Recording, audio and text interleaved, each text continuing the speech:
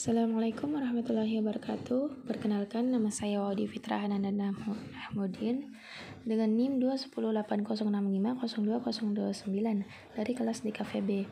Akan memaparkan tentang materi sejarah desain grafis The Bauhaus dengan judul The Bauhaus and the New Typography yang diampu oleh dosen Pak Dian Cahyadi, SD SMDS, Program Studi Desain Komunikasi Visual, Fakultas Seni dan Desain, Universitas Negeri Makassar.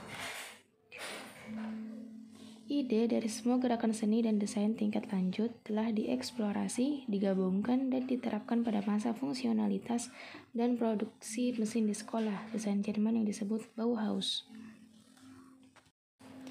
Walter Gropius, seorang arsitek Jerman, ditunjuk sebagai direktur baru sekolah desain akhirnya bernama Bauhaus pada 12 April 1919. Gropius mencari kesatuan baru seni dan teknologi dengan berkolaborasi dengan generasi seniman dengan filosofi yang sama. Visinya adalah bahwa desainer yang terlatih secara artistik dapat menghirup jiwa ke dalam produk mati mesin. Filsafat awalnya dimulai di Weimar, Jerman. Bauhaus awal menarik inspirasi dari ekspresionisme. Lionel Feininger, seorang guru Bauhaus, dibuat sebagai ukiran kayu berjudul Katedral di 1919 yang dicetak sebagai halaman judul Bauhaus Manifesto. Dia memperkenalkan The Stichel filsafat ke sekolah melalui sosialisasi Theo van Appenburg.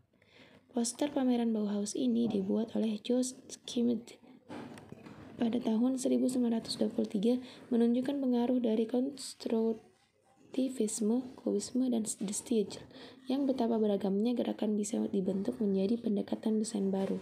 Poster menggabungkan geometris dan bentuk mesin yang direfleksikan slogan Gropius dengan judul Seni dan Teknologi Kesatuan Baru.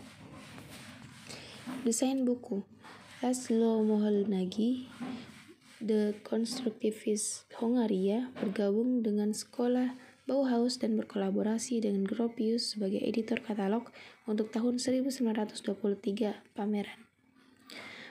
Herbert Bayer, seorang siswa di sekolah, merancang sampul dengan Nagy mendesain interior halamannya. Jenis desain Herbert Bayer akhirnya menjadi profesor di Bauhaus di tipografi dan desain grafis departemen. Font sans serif hampir digunakan eksklusif oleh Bayer, yang juga merancang tipe universal yang mengurangi alfabet menjadi jelas dan bentuk huruf sederhana.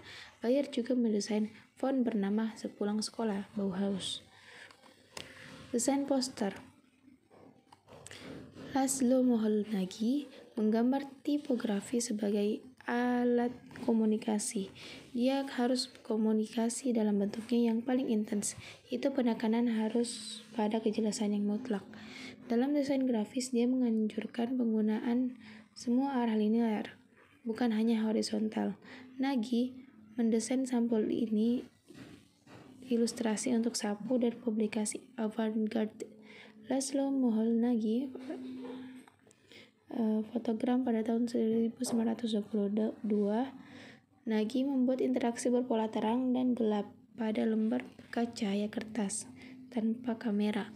Benda-benda itu adalah dipilih berdasarkan modulasi cahaya properti.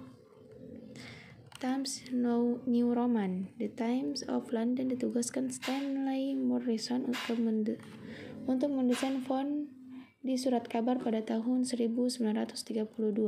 Times New Roman memiliki askender pendek dan turunan tajam dan juga sans serif, menjadi yang paling tipografi yang banyak digunakan dari abad ke-20. Baik, lanjut ke materi berikutnya mengenai The Modern Movement in America. Desain Eropa modern tidak menjadi pengaruh yang signifikan sampai dengan baik di tahun 1930-an. Selama ini, desain grafis Amerika didominasi oleh ilustrasi tradisional. Sejumlah kecil tipografi Amerika sangat bersemangat setelahnya melihat sisipan tipografi dasar. Jan Stichholz mengenali fungsionalitas dari ide-ide barunya. Setelah Futuro dan kabel tersedia di Amerika Serikat, yang modern pergerakan desain dimulai. Walker Evans, tanpa judul, pada tahun 1936, Atlanta. Evans, foto pembusukan kontras rumah dan film era depresi, poster dokumen jurang antara kenyataan dan grafika fantasi.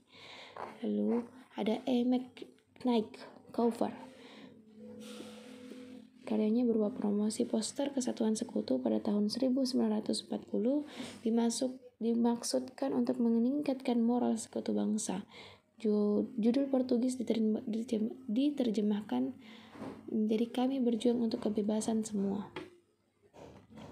Lalu ada Richard Avedon Brodovich, sering bersama dua berpengaruh dan potret ikonik of photography fashion. Modern movement in America. Banyak imigran yang membawa konsep desain Eropa ke Amerika Serikat yang dipersenjatai dengan bakat, ide, dan keyakinan kuat pada desain sebagai aktivitas manusia yang berharga yang dapat berkontribusi pada peningkatan komunikasi manusia dan kondisi manusia. Pengalaman Amerika Serikat diperkaya dengan kehadiran beberapa tokoh yang tertera.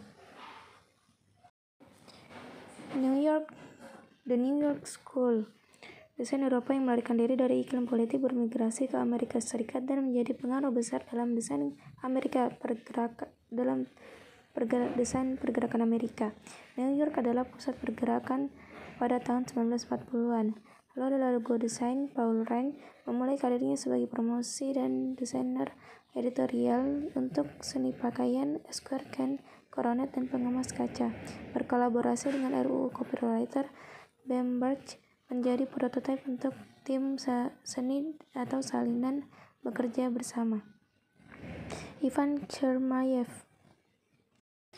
antara perang 1977, tahun antar perang adalah dipersembahkan untuk topi Churchill di antara dua helm. Lalu terakhir ada magazine Herb Lubalin, halaman dari Eros pada tahun 1962. Lubalin tumpang tindih dan bentuk huruf yang disentuh mengompres ruang antara kata dan kata-kata terjepit, dan gambar menjadi persegi panjang. Sekian dari pemaparan materi kali ini. Wassalamualaikum warahmatullahi wabarakatuh.